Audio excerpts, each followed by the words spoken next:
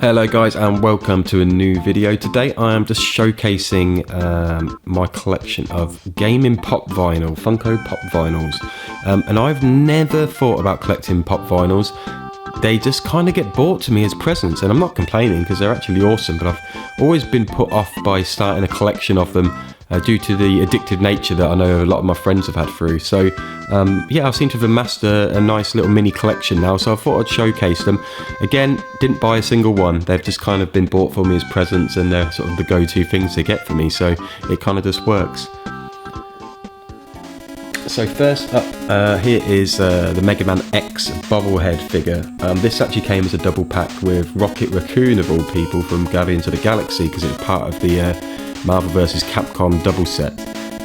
So my love affair with Mega Man is I suck at the games, but they're very cool. Mega Man X is especially, but yeah, I suck at all Mega Man games, and even the Mighty Number 9 I tried to play and I sucked at that as well. But yeah, the figure's pretty cool.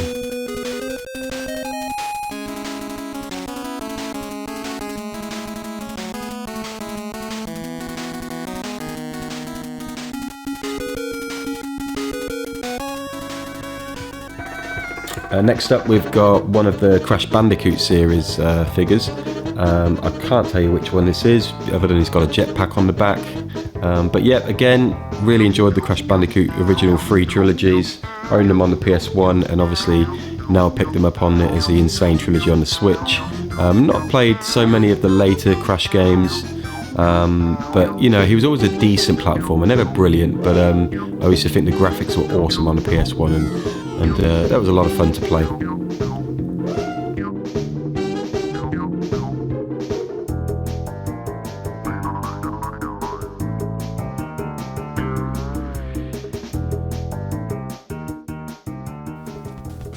Next up is not technically a gaming figure. This is the Michelangelo Teenage Mutant Ninja Turtle pixel art figure.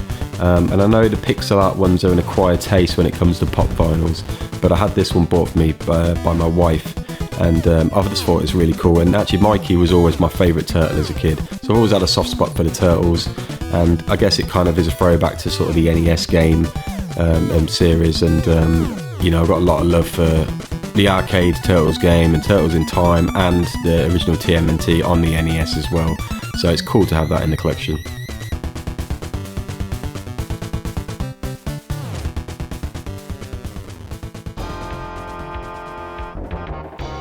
Next up, we have 2 characters from the Street Fighter series. This is Ken and, as I say, Ryu, but in later years been told it should be Ryu, but you know, you can whinge in the comments about how that is.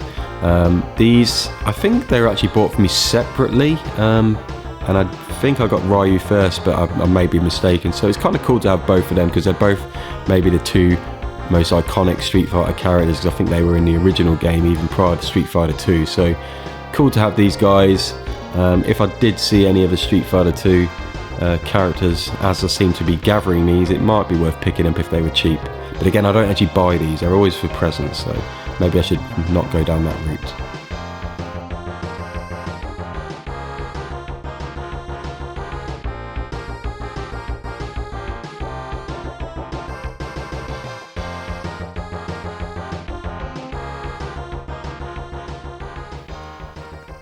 And then finally we've got the Blue Blur himself, that's Sonic the Hedgehog.